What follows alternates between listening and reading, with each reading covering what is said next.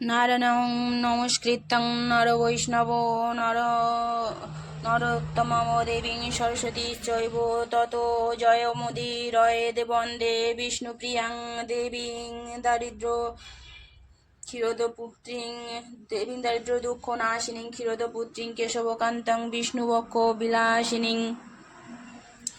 দোল পূর্ণিমা নিশি নির্মল আকাশ, মৃদুমন্দ বহিতেছে মলয় বাতাস। লক্ষ্মী দেবী বামে করি বসি নারায়ণ, করিছেন নানা কথা সুখে আলাপন।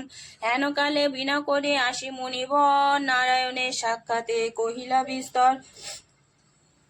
তারপর কর জোরে করিয়া প্রণতি, কহিল নারদ মুনি নারায়ণী পতি। কহ মাতো এ কেমন তোমার বিচার, চঞ্চলা চপলা তাই ফির দ্বারে দ্বার।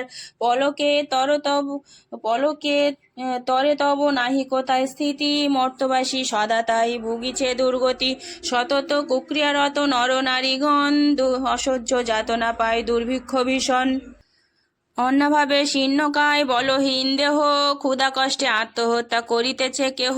অতি প্রিয় প্রাণাধিক পুত্রকন্যাগণে, করিতেছে পরিত্যাগ অন্যের কারণে। বল বল বল দেবী কি পাপের ফলে, ভীষণ দুর্ভিক্ষে সদা মর্তবাসী জলে। ত্যাজিয়া সুতা কাটিবামাগণ, দেশের অবস্থা মনে করিয়া চিন্তন। প্রসন্ন থাকিবে তাহে কহিলাম সার, যাও গৃহে করো গিয়া ব্রতের প্রচার। করো এবে ব্রত মোর সংসারে প্রচার, অচিরে হইবে তব বৈভব অপার। পুত্রবধূ গণ বসে থাকিবে তোমার, পূর্বমতো শান্তিপূর্ণ হইবে সংসার। বলিতে বলিতে দেবী নিজ মূর্তি ধরি, দর্শন দিলা তারে লক্ষ্মী কৃপা করি। দেখিয়া হইলা বৃদ্ধা আনন্দে বিভোর, প্রণাম করিছে বৃদ্ধা সুরি দুই কর।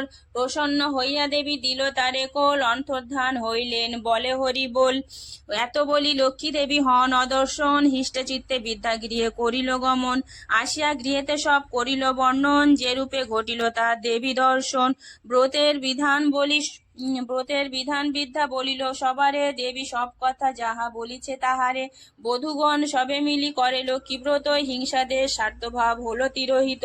মিলিল একত্রে পুনঃ ভাই 7 জন, মিলে সহোদরা সমযত বধূগণ।